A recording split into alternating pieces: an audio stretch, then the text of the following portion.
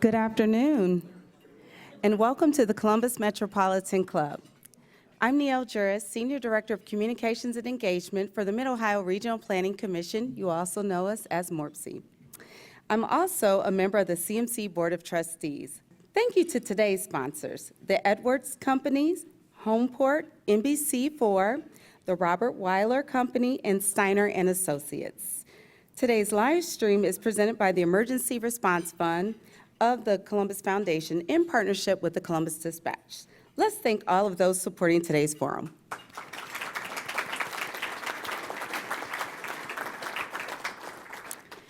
Can a new project in Columbus provide hope and housing for the homeless by building a community that fosters employment and independent living? Vista Village is an affordable housing project aiming to do just that.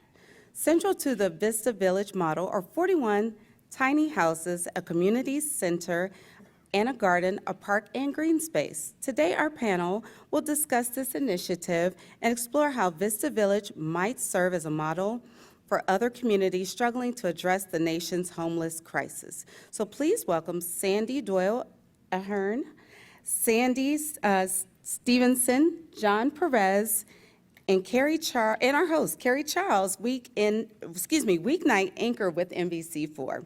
You can learn more about today's speakers in your forum flyer. Kerry, we look forward to today's conversation. So, enjoy.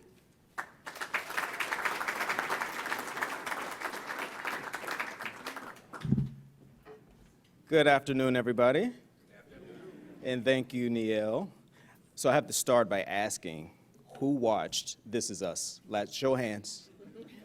Show of hands, the general manager, news director are here. They want to know who's watching NBC. If you missed last night's This Is Us, it was amazing. It was a great episode. And, you just go back and start from season 1. We have one more, there's a reason I'm talking about This Is Us, by the way. But there's one more episode, so we hope you will join us for the grand finale next week on NBC4. It is next week, right? Next week. Colleen would not appreciate that. The reason I thought about This Is Us because there's a character, Uncle Nicky, who was in Vietnam, and then after the war, he went off into a wooded area and kind of just hid in this mobile home. And he was away from the world. And as I was watching last night to see how much progress he made in his personal life, I was thinking, oh my gosh, that's perfect. A perfect way to lead into today's discussion as we think about oftentimes veterans who find themselves in situations where they need homes and they need resources and they need the community to back them. So here we are today talking about Vista Village. And so I'm thinking about Uncle Nicky the entire way. So if I mention Uncle Nicky again, I don't have an Uncle Nicky. It's just on This Is Us. I want to start with John. I was asking you just a few moments ago, we were talking about you can look at me right now, John, then you can turn. We got directions from Doug just a moment ago who said, make sure to focus on the audience. I was talking to you about the excitement of this venture, this adventure. This is a life-changing effort and it's gonna make a difference in the community. Talk about how this came about. First of all, it's great to be here. I mean, I never thought in 2019 that we would be sitting talking about Vista Village to the community leaders in Columbus. Vista Village is really a calling for me. Back in December 2018, our firm got a lawsuit, and it involved having the city asking our client to remove a homeless camp that was on their property. And to be honest, I didn't think much about it. I went about my business, gave the lawsuit to one of my lawyers and said, keep me informed. And then January came, and my wife and I, my wife's right there, sitting right in white, the beautiful woman there. And my wife and I went to Florida for 6 weeks, but I work in Florida. So the third week in January 2019, I had to come back for business. And Joan says, hey, remember to turn the thermostat up because it's cold in the house. And I said, sure, no problem. So I got to Columbus that night, on Monday night, and it was cold. It was in the teens. I do remember that, and it was dark. I took over to the house, and the first thing I did, as a good husband does, is turn the thermostat up, right? So I did, and then I went to bed. Tuesday morning, I got up, and the first thing I did was get up in the morning and go to check the thermostat. And I'm not a thermostat checker. I kid people, I said, that's not within my domain in the house, that's within my wife's domain. And so I went to check the thermostat, and the first thought that came to my mind was, it's nice and warm in here. And then the second thought was, what about the homeless? And that question hit me like a 2x4, and I began to research, went to the office and I talked to the individuals that was handling my lawsuit. I said, what's going on here? Come to find out, the residents that were now living on our client's property had once lived on another company's property. The city had sued them, they had bulldozed their property, and now they were doing the same thing to the new residents on the new property. So I began to research, what have we done in Columbus about homelessness, and is there a way to really help the homeless population in an environment? And that's how the journey started, 2019. Along the way, a lot of individuals came together and helped support the cause. And even now, they continue to help bring the vision to reality. I'd like to jump in to what John said, because I think it's important for people here to hear what he said about camp removal. Many camps in Columbus have been removed, and they continue to be removed.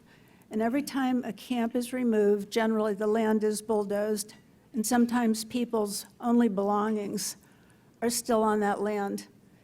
And effectively what happens is that we are taking away what people consider to be their homes when that occurs, and we are taking away many times their own neighborhoods and established camps. And coming out of the mental health field, I want to say to all of you, the impact on people's mental health when that occurs is extremely significant.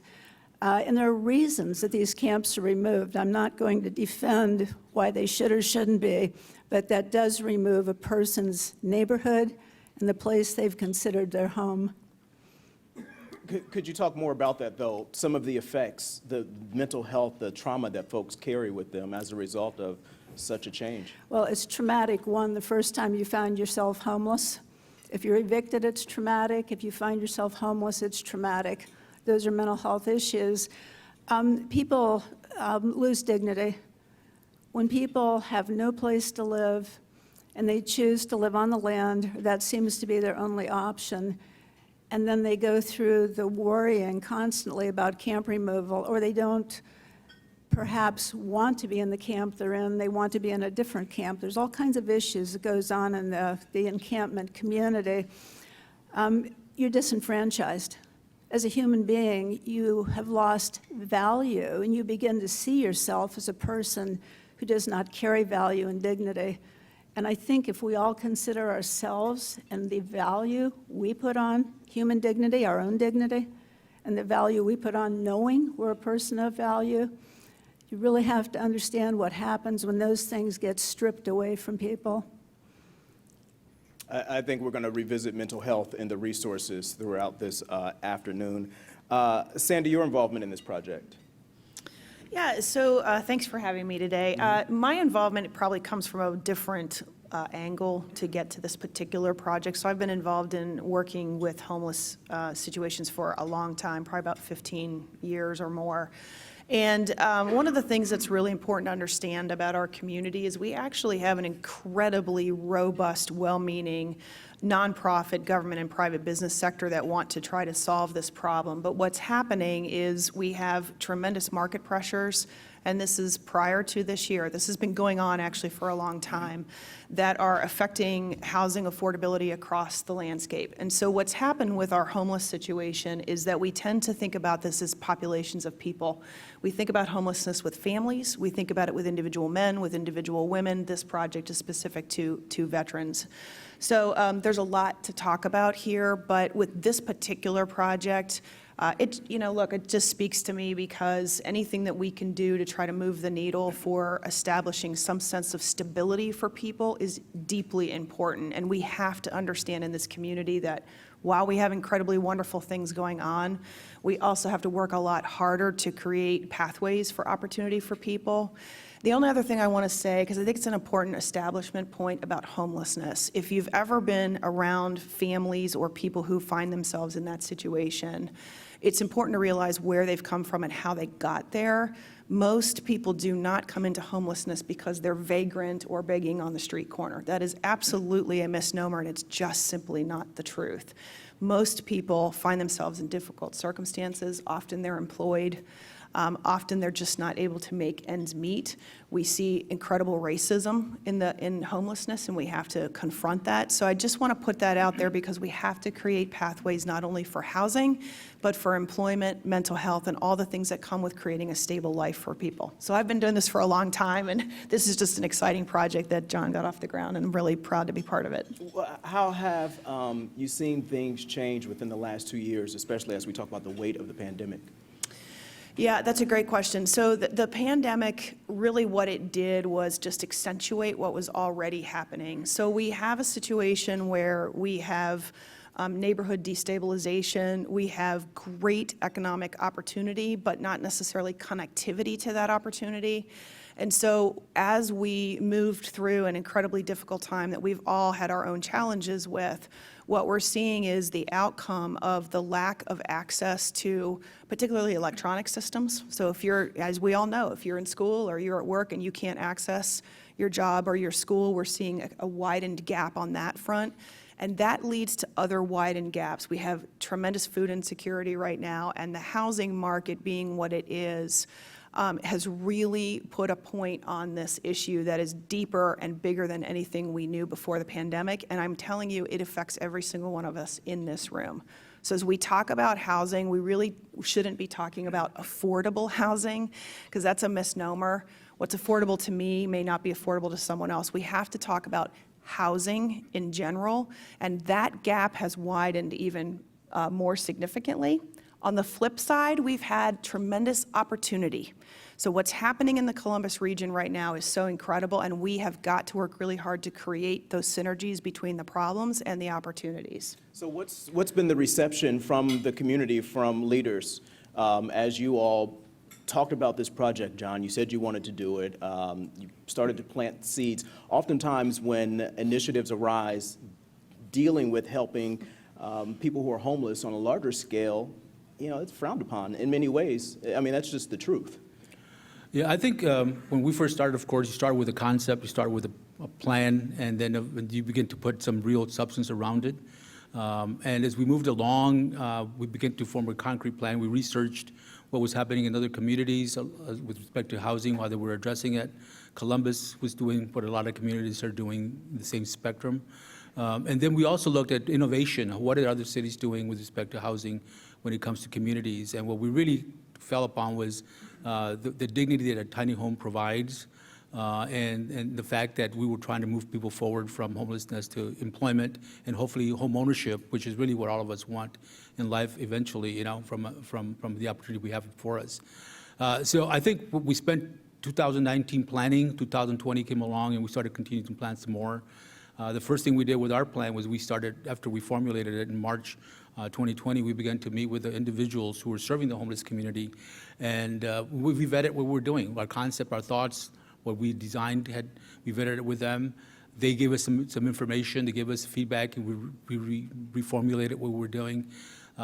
So by the time we went to the business community, we already had a concrete plan of what we wanted to do, where we wanted to go, the vision of what the village was going to look like, and how individuals were going to be coming in and transformed and eventually graduating from the village. When we went, and then we also then went to government, and the government was very receptive because we had the support of business behind us.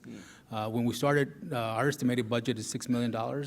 When we started raising money, people were asking us, what's government doing about it? So of course, the homelessness is not just a government problem, it's a community problem, as Sandy says, but it's also a business community problem as well, not just an individual problem. So we began to get support from the business community, and then they asked the questions, and we said, well, we'll make it a public-private partnership. So we went to government, and we're asking government, state, local, and federal, and county to come up with $2 million out of our $6 million budget. And they've been very receptive, the commissioners, the council members, the legislatures considering our requests to them. That's been really super supportive of that. But even more astounding to us was support from the community. We live in a very philanthropic community that really cares about Columbus and cares about the people in Columbus. And they've been super, super supportive. I mean, on $4 million, we already have We have 27 houses already sponsored of the 41, and we need 14 more. So it's been phenomenal support from the private sector and the business community. Now we're hoping that government likewise steps up and helps us with the project. Because we're trying to create a model that can be replicated. It's not just a single one little village. We're trying to be very deliberate so that we can create a model that other cities in other parts of Columbus can also implement. John, can I want to add one quick point, and without dragging everybody into the details. One of the things that made it difficult to get it off the ground, though, was a particular policy issue. So if you have ever tried to do any kind of development in this region, you know it's difficult. It is not an easy thing to do. You might think it is, but it actually is not. And a lot of that is a result of policies and practices that are in place that need to be revisited, many of which are happening in Columbus and in some of the suburbs. But I want to make sure we're clear about that, because oftentimes people look at developers and say, well, why don't they just go do it? And I'm telling you, it is not that simple. So this project had a little bit of an early snag we had to get through, and we did.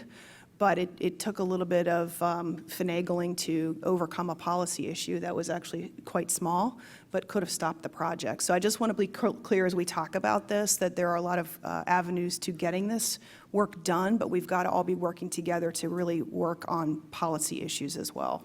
Let me jump into that same topic. Dealing with public officials can be very challenging for the reasons that you said, and many other reasons.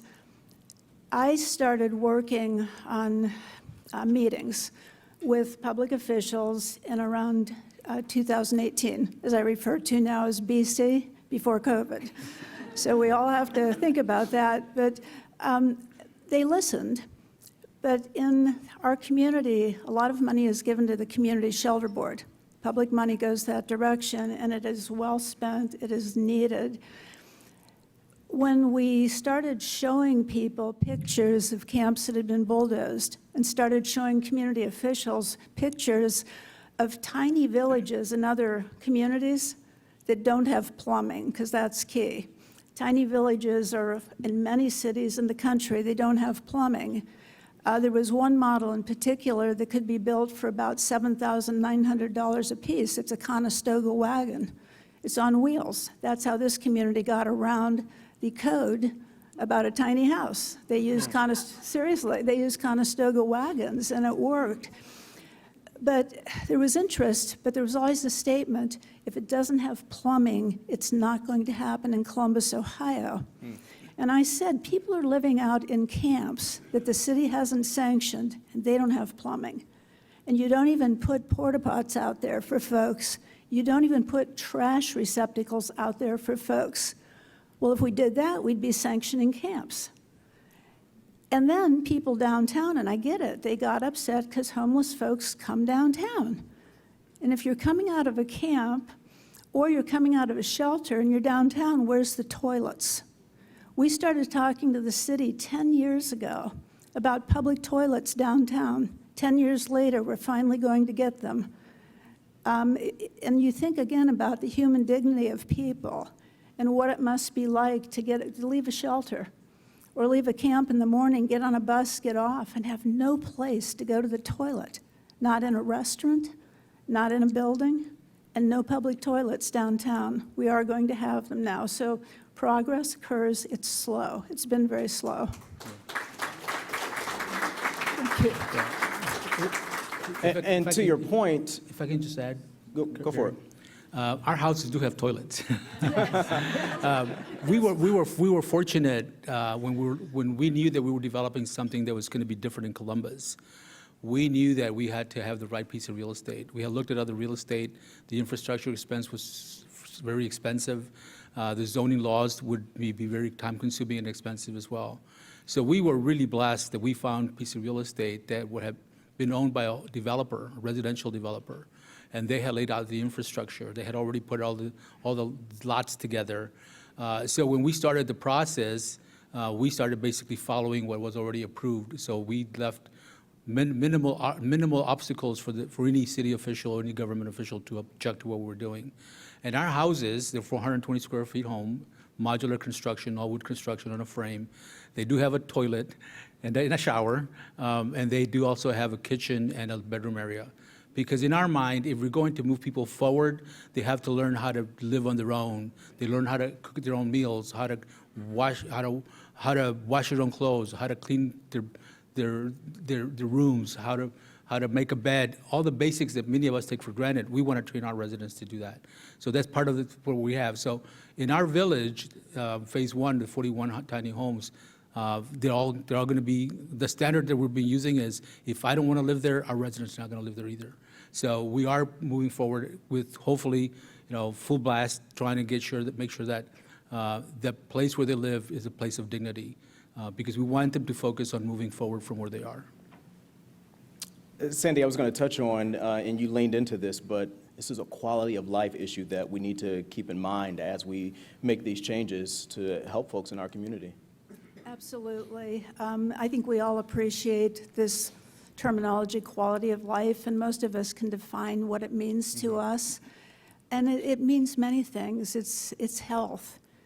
It's the ability to have an income and to be able to have options about things we want in life. It's the ability to have friends. It's the ability to even invite somebody over for dinner or be invited over to someone else's house for dinner. And I believe truly that's what Vista Village is going to deliver to folks that haven't had this experience of quality, real quality in their lives for years and years and years, and maybe not even thought about how to define it.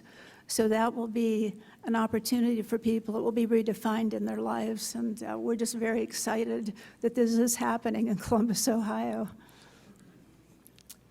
Talk about some of the resources within the community, and how did you all choose and decide the different amenities, if you will, that will go into this community? We have a community garden, green space, the community center. Yes, what we wanted to create was a real community, not just houses. And part of living in a community is what, if you go to most neighborhoods, at least outside, into the better areas, you're going to have a park, you're going to have green space, you can have a nice walk path. So we wanted to do the same thing in Columbus. We were very blessed again because the land that we bought already had a park designated. So we said that's the park that's already been designated, 2-acre park, that'll be a park. And I should say that one of the things that helped us is not a John Perez effort, it's a community effort. One of our first persons to be involved was Yarmer Steiner. And Yarmer took it upon himself to be a co-developer with us. And he brought Sandy along, he brought other individuals along. So we're really putting a nice touch on the product. So the park was there. We wanted a place where individuals could have a park and actually relax, just like most of us do. We wanted a shelter so that we could have cookouts. We wanted a community center, which is the heart of the operation, because the community center is where the services are going to be provided and community is going to be formed.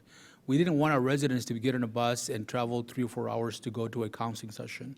We wanted our residents to go to a counseling session on site and then spend the rest of the time really focusing on how do they improve life for themselves. Do you have a GED? No. Well, let's help you get a GED in the community center. Do you need job training? Let's help you get a job training and partner with other members of the community. So everything became very organic in that we were constructing a community of individuals.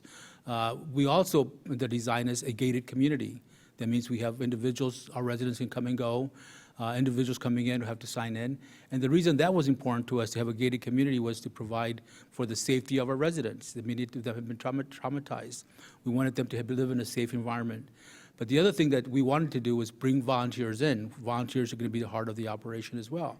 So by having a gated community, we have a safe environment for volunteers to come in and be with our residents, whether it be the community center or as Sandy just said, if they want to come in and live and have coffee with one of the residents or more of the residents, they're able to share either in the community center or in their home. So we really wanted that, like I said, the standard of if you don't want to live in it, we don't want our residents to live in there either. But they wanted to have same opportunities that we have to be able to have others come and visit and form relationship with us. We really feel that if we're going to change the way people think about the homeless, they're going to have to come in and get to know them. And the stories behind them, as already mentioned, is a lot broader than these people not having a place to live. Something happened to them, they were impacted, and they find themselves in this unfortunate situation. We have to know them as people that they are, and they have to know us as well, that we as community members do care about them, we want to be involved with them, and we really want them to have success. What about the other communities? I know Kansas City was one of the communities where you did some focus on.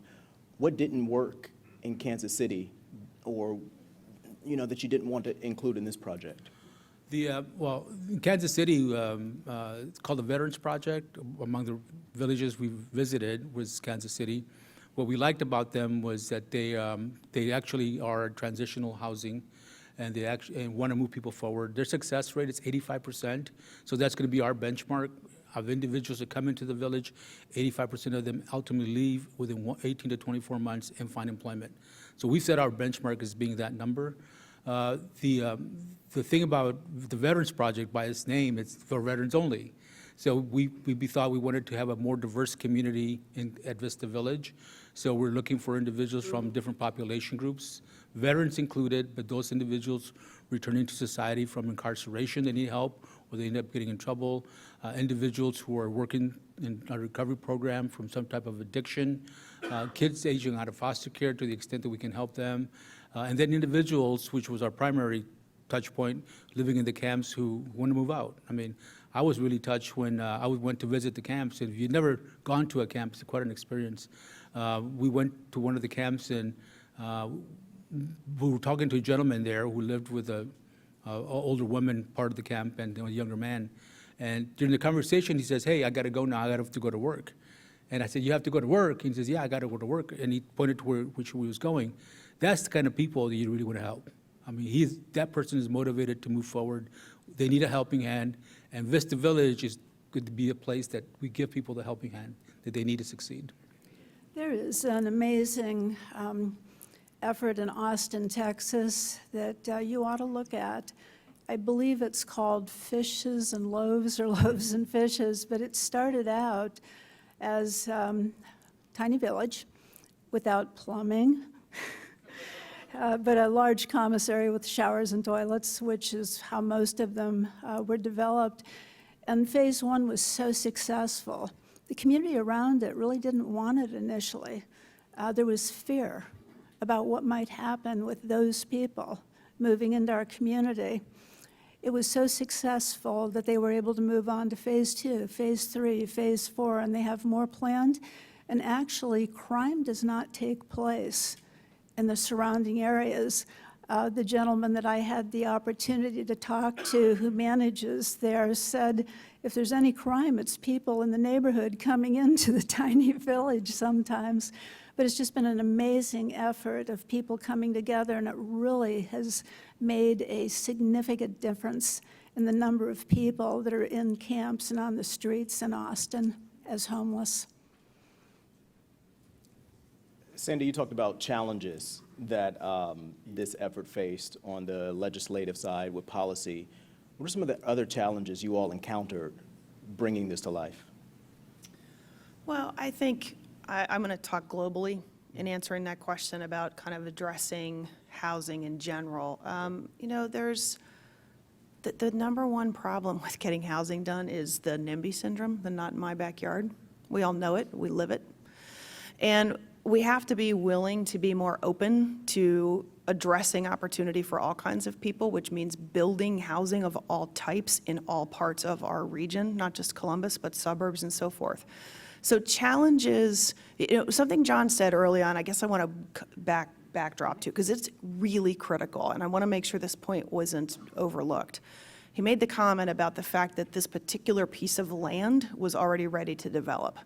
That is huge. The fact that it was already zoned, it was prepared to be a development previously, it didn't go forward, but it was set up for this. A lot of times trying to do, whether it's affordable housing, market rate housing, whatever it is, that is not the case. So I want to be clear about it, because challenges really have to do with how we treat each other. Truthfully, that is what it comes down to. So when there's an attempt to try to do housing of all kinds, One of the things that happens is that if we're in a situation where we don't have the great fortune to find a piece of ground that is ready to go, which I will tell you in this region is near impossible at this point, the way we're growing, then we have to be open to something changing in our neighborhood to allow housing of all kinds to occur.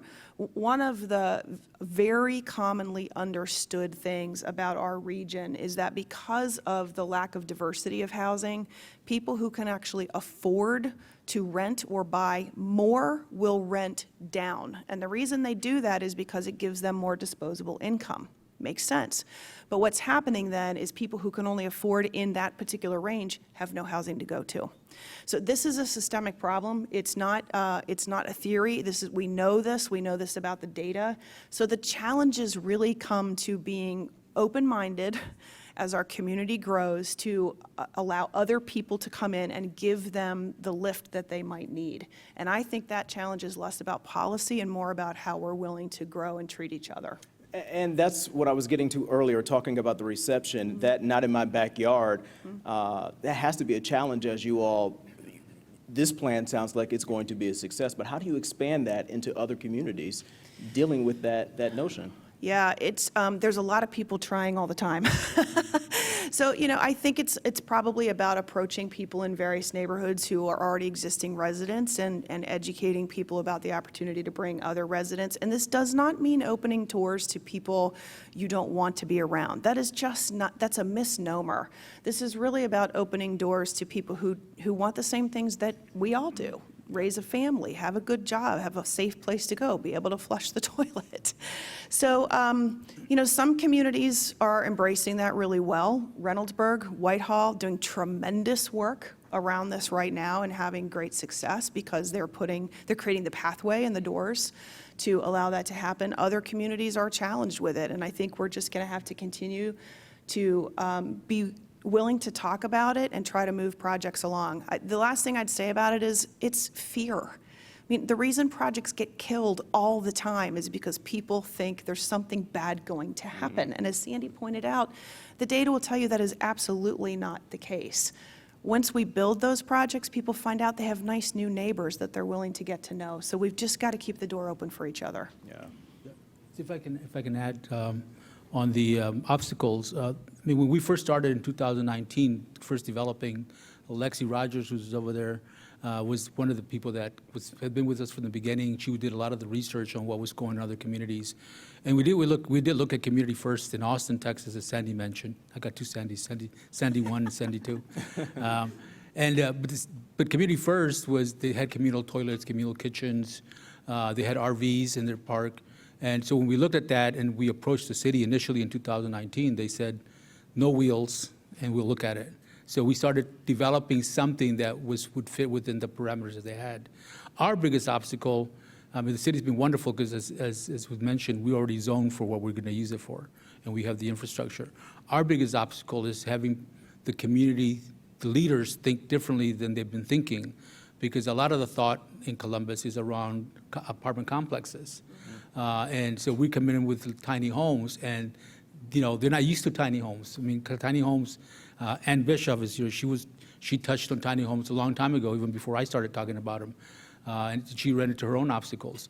So what happens is people are comfortable with apartment complexes dealing with homelessness, and you come in with a different idea and they don't understand it. I mean, we have to explain to individuals why tiny homes we believe are a good environment, provides dignity, and can be constructed perhaps even less than apartment complexes. So, but if you build an apartment complex, people readily agree to that because they've seen them go up.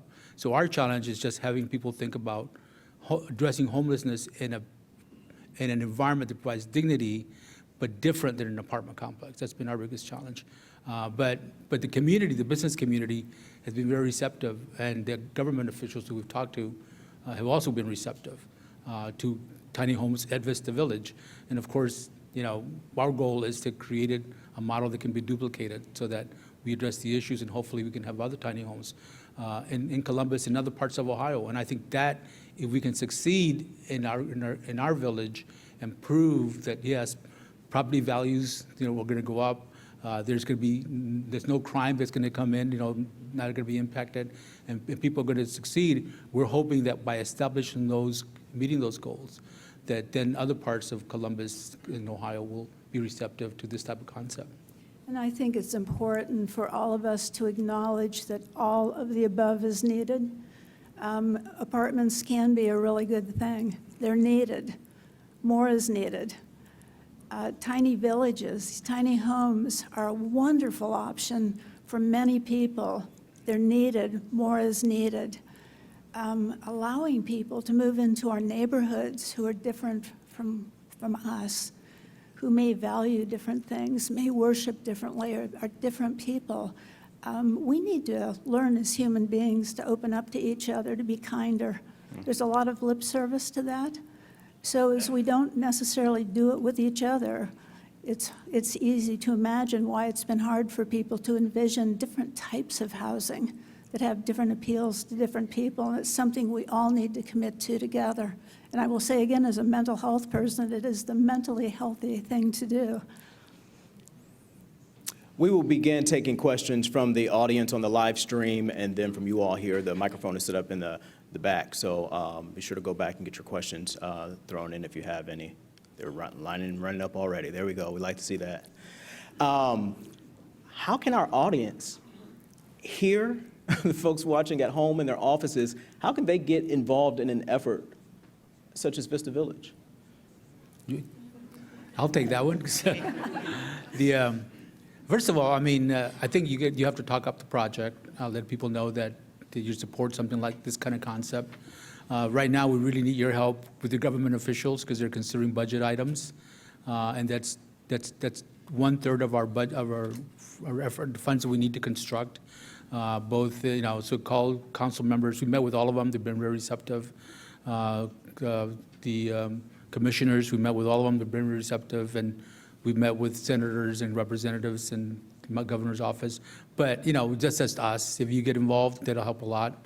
And of course, eventually, we're still trying to raise money. So get involved and get to know us and help us out.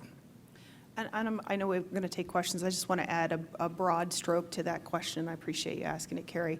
So there are at least 17 organizations in our region that are doing homeless housing. And it is everything from youth, which are, if you think about it, if you are a young person who's aged out of the foster system, you can be incredibly good at hiding in this community. So we have a hard time sometimes counting that group, but we believe it's somewhere between 4,000 and 5,000 people. We have homeless families, we have homeless men and women. And so in our region, just understand as we grow, statistically speaking, we're going to continue to have more and more people in need of this. So we have lots of opportunities in the community to get involved if it's something you're interested in. And if you don't want to do direct service, then the next time something comes to your neighborhood, stand up and speak in support of it and welcome your neighbors. And I would also say to that, when you encounter a person who's homeless on the streets, downtown, wherever you are, maintain eye contact. Yeah. Don't drop your eyes. Don't walk around them like they aren't a human being. Say hello. You'll be surprised at who our fellow citizens are who live in this community with us. I think what's important, what you just said, is a person who is homeless. We always say a homeless person. Yes. A person who's homeless. We're people first. It's CMC's longstanding tradition to take some questions from the audience. Doug is back there. He's ready to go. You got some questions? I do, Kerry. Thank you very much, and thank you to today's panelists. I also just would like to say a thank you to Harvey Hook for bringing today's topic to CMC's attention. Thank you very much, Harvey. This is a terrific conversation. So our first question was submitted in advance during the registration process by Stephen Levin, and he's got a couple of questions here. I'll throw out a couple. One is, will the proposed location for Vista Village be on a 24/7 bus line? And the second part to that is, will the community center host vocational training opportunities, and what will those training opportunities be initially, if yes? The answer to the first question is yes. I mean, there is a bus line. I don't know if it's 24/7, but we are off Refugee Road. There are two bus stops right next to the village. one at the west side and one on the east side. They go east and then 2 more on the other west side. So there are bus routes. One of the things that we learned walking homeless camps and looking for property was that you needed a bus route for our residents to be able to move around. The next question, the community center vocational training or employment training, yes, we have community partners that we're partnering with that'll help us take advantage of vocational training. We're also fortunate in that the property is located like half a mile from First Church of God, and they have vocational training on site. They're opening their doors to our residents as well, so that they can come and train. And usually theirs is like the trades or crafts, which is what we're looking for. We're looking to have our residents train in positions that are going to give them a livable wage, not just any job. So, and then we have other support, financial supporters that are saying to us, we will come pick them up, take them to our training facility. For example, one of our supporters is a gentleman, Bruce Daniels. He owns the automotive distributorships and has a facility on Morris Road. And he says, I'll pick up the residents interested in learning about automotive, whether body shop or mechanics. I'll pick them up at the village, and we'll take them and pay them to be trained, and then we'll take them back. And then when they graduate from the village, we'll look to hire them as well. So we're doing those kind of partnerships as well. We'll take a question from the audience. Just a reminder, please keep your questions brief and to the point. Well, thank you. My dad used to say that a skilled craftsman is like having a Rhodes Scholar and an athletic scholar all rolled up into one. And he was a leader of a corporation, not a boss. In other words, he considered everybody that worked for him to have one brain, 2 eyes, and 2 ears, and he tried to inspire them to work together as a unit. And I saw that profit many people, many times, but I asked him why he invested so much into veterans and people in the community, and he said, because, son, everything that we invest in the community comes back to us. Now we have people that think, well, there's only so much brick, and I got to have it all, you know. If our country is only as strong as the weakest brick on the wall, you can't pile your gold up on top and expect it to stand forever. This is a subject that after I retired, I traveled Europe and countries and studied their architectural design and discovered that we use 7 times more energy heating and cooling than Germany and some of the other countries do when they're building their houses. So when I remodeled my first house, I added half the square footage onto it, cut the heating and cooling costs for the whole house in half. So it goes to show it can be done. But I used to work in engineering traffic standards, and my dad and my grandfather worked together during the 50s to put 24 feet of UV light in a return air duct, which is one of those in the heating supply, to filter the air from viruses that they were contending with back then. I know you have it sounds like a lot of experience in this realm. Can you drive us toward the question? Just for sake of time, we're going to run out of here in just a moment. Well,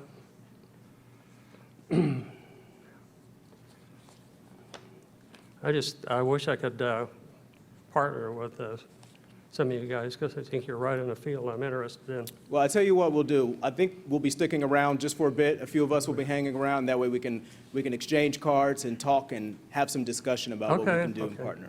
So appreciate that. Thank you so much. Hi, my name's Charlie Bauer. My question is, when does it open, and what does short-term and longer-term success look like? Thanks. Well, right now what we're doing is finalizing our plans to submit to the city. It'll be a second round of plans. This is a full-blown application, and we feel confident that since we're developing in accordance with the already existing plans, it'll be minimal comments. We're being pretty aggressive on this. My wife says I'm impatient. I probably am. So we're pushing to develop the community center and at least 1 or 2 houses by the fall, because the community center, we need that because it'll be the heart of the operation. Once we do that, then we'll use the houses to further fundraise what we need for the village. And then the plan is to, in the spring, begin to put houses 6 or 10 at a time, get it all constructed, and then we'll begin to bring residents in phases, 6 to 10 residents. They'll be in there for 4 to 6 weeks so they can get acclimated to the rules that the village is going to have, the expectations that exist. And then once the first 6 or 10 are ready to go, then bring the other individuals at a similar time period. So kind of a phase in. My goal is that we want to avoid at least 41 individuals being out in the cold in the wintertime in 2023. So that's kind of our goal. Thank you. Steve Swift asks, what's the average annual cost projected towards supporting a tenant in Vista Village? And how does that compare to supporting someone on the land for a year? So I can address the first question. What we have done is we have spoken and done their due diligence with other villages across the country. And the expense, operating expense, is about $6,000 per house per year. And that includes, in our case, utilities, everything that's needed. We've also vetted that number with local groups here that have vertical apartments and asked them what their operating expense is. And it's pretty much consistent, about $6,000 per month, per year, per house, or per unit. So we're going with that number for the village as well. Let me just add, with regard to the expense of supporting people on the land, we don't support people on the land in our community. Volunteer organizations take food out. Folks take receptacles out sometimes so trash can be picked up, but we really, in our community, are not providing supports to people on the land. Hi, John Hollins with Gebben Communications. And to piggyback on your point, Sandy, my question is, do you have a plan for homelessness prevention and resources around that, and potentially partnering with some of the nonprofits? I believe one of the Sandys mentioned something about the Community Shelter Board, so seeing if there are partnerships in place for that. We have MOUs in place with different agencies that we're partnering with, referral agencies that are sending us residents along with a case plan for each resident. So we have those partnerships. We have Community Shelter Board functions under a different model than we do. They use a housing first model. So we see ourselves as augmenting what they're doing for those residents that are ready to move out and live and want a second chance to move on. So, so we have reached out to them, and their supporters are our supporters as well. And I really appreciate your question. So I'm going to add one point to it. We do not want to keep building shelter in this community. It is absolutely not the right thing to do. We have got to build housing for what we term as rapid rehousing in the homelessness business, and there is a business to homelessness, shockingly. I will tell you from the standpoint of some of the other shelters that are operating, the cost to operate these is almost untenable at this point. I'm very involved in the YWCA. Some of you probably know that. We do family housing and single women housing. We are having to raise millions of dollars privately to keep that shelter open. So we cannot keep doing that. We have got, to your point about partnering, going back to housing, we've got to build the housing for people to live, not the shelter system. And you mentioned prevention of homelessness. That is such an upstream issue. We're all downstream providing services right now to prevent homelessness. We need to go so far upstream to look at the issues already mentioned: poverty, racism, education, lack of opportunity for people, and the ability for us, again, to look at each other as fellow human beings and to assist. Columbus has really increased its evictions again. It dropped significantly during the pandemic because of law, but evictions are back. They're alive, they're well, they're happening in Columbus, Ohio. Evictions are downstream. They lead to more homelessness.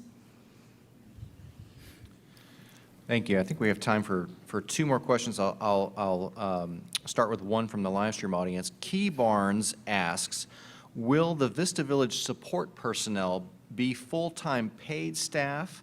There needs to be a commitment that will support this, and it needs to be available long-term, but will there be full-time paid staff at Vista Village?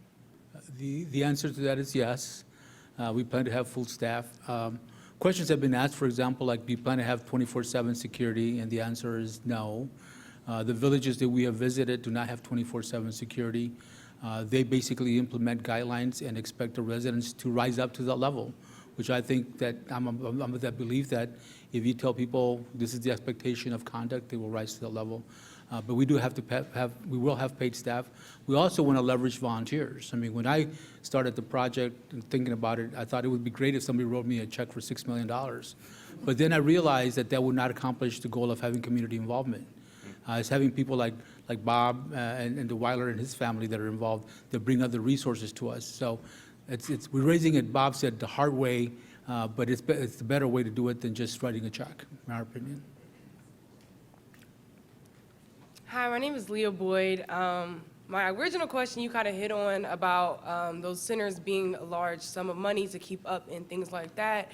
I'm working with an organization who is currently trying to build almost a system of a halfway place to house those homeless people in the midst of providing those housings. But in that process, we're realizing that once you tell someone what you're trying to do with the property that you're looking at, the price value somehow exceeds. And as you guys mentioned, you guys face some difficulties in those situations with politicians or just property owners and things like that. What are some strategies you guys were able to accomplish to get those, to get that village up and going? What we did is, what we've been doing is coming up with the concept itself and showing what the final product's going to look like, and then sharing that with individuals who have asked questions.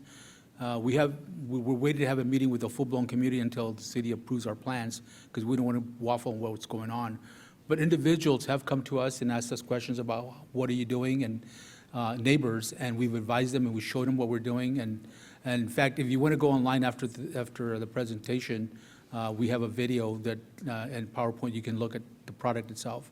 So once we tell them what we're doing, the support services, the fact that we're not just anybody's going to come in there, that it's going to be a safe community, they're very receptive. I mean, we're laying the groundwork for success with them, talking to them in advance, and letting them know that we want to be partners with them and want to improve the value of their property as well, based on what we have found in other villages. Yeah, and it's a great question. So I would add to that, the nonprofit community cannot solve this problem. We cannot put this on the backs of the nonprofits. The nonprofit organizations are deeply important to having the mission and the heart to do the work, but my suggestion to you is get the private businesses involved. The business owners, leaders, I don't care who they are, they need employees, especially right now. They need to care about the character of the communities that they're working in. And when the private businesses get involved and understand that doing this work helps them too, they're very quick and eager to partner with the nonprofits. And by the way, that is happening tremendously here. It's a whole other topic for CMC we could talk about how to do this. But it's really, really important, because just telling the story doesn't resonate with everybody. You have to show them the link from the economic side on why it matters. Awesome question there. We're going to recruit you for the news department. She works upstairs with all the muckety-mucks at the station. I do want to take 30 seconds, one, to thank you all for your questions, awesome questions. I also want to give a shout out. Typically, I wouldn't do this because we don't have this happen all that often. But first, our team over here from NBC4, so hello to everyone. And she's looking like, are you about to do this to me? I am. Cynthia, stand up. Cynthia Hill is our newest anchor and reporter at the station. She'll be anchoring weekend mornings on NBC4 today, but she's getting a little, what do we call, like a dress rehearsal test run right now, so she'll be on. She's on, you were on today, tomorrow and Friday? Tomorrow, Friday, maybe. Okay. So you can check her out, welcome her. She is from Columbus, and so we're glad to have you here. We got a lot of Columbus folks in the station, so welcome back. And with that, I'm going to turn things back over to the one and only Neil Juris. I'm going to have Kerry do all my introductions. So I hope you found today's forum informative, and as our HUD Secretary Marcia Fudge says, housing is infrastructure. And so I learned that it is more important now than ever to move people who are homeless into safe and stable housing, and is something we should all be committed to and concerned about. So please make plans to join us next Wednesday for Fixing Ohio's Childcare Crisis with another terrific panel. Thank you to today's sponsors, the Edwards Companies, Homeport, NBC4, the Robert Weiler Company, and Steiner & Associates. Thank you to our online virtual seat patrons and to the Emergency Response Fund of the Columbus Foundation for presenting our live stream in partnership with the Columbus Dispatch and NBC4i. And our special appreciation for today's speakers, Sandy Doyle-Ahern, Sandy Stephenson, John Perez, and our host, Kerry Charles. Thank you all for joining us. We cannot do this without you.